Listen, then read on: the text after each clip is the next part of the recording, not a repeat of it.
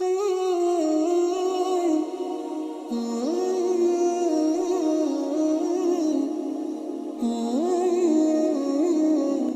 ایک صحابی نبی کی ادا کو اپنے جسم میں سر تا پا رسول اللہ صلی اللہ علیہ وسلم کی ایک ایک ادا کو اپناتا ہے اور اس ادا کو اپنا کر فخر محسوس کرتا ہے۔ اور سلمان فارسی رضی اللہ تعالیٰ عنہ کو ایک یہودی نے طنزاً کہا، طنز کرتے ہوئے کہا، ارے سنا ہے تمہیں تمہارا نبی استنجے کے طریقے بھی بتاتا ہے؟ آج ہمارے جیسا کوئی ہوتا، نہیں یار ایسی بات نہیں ہے کوئی بھی، ہم تو تعویل کرتے نا، ہم تو کیا کرتے؟ تعویل کرتے۔ نہیں بھائی کوئی ایسی بات نہیں ہے، ایسی باتیں نہیں بتاتے، نہیں ایسی۔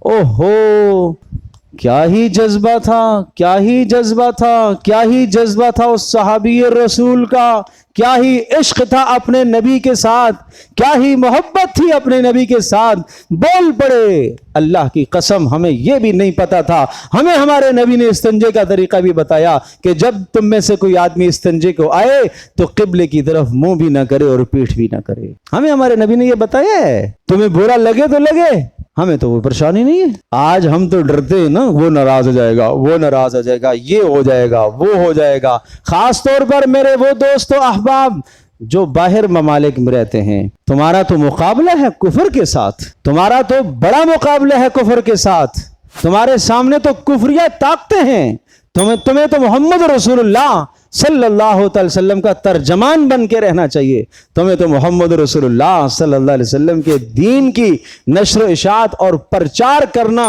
اپنے لیے سعادت سمجھنی چاہیے۔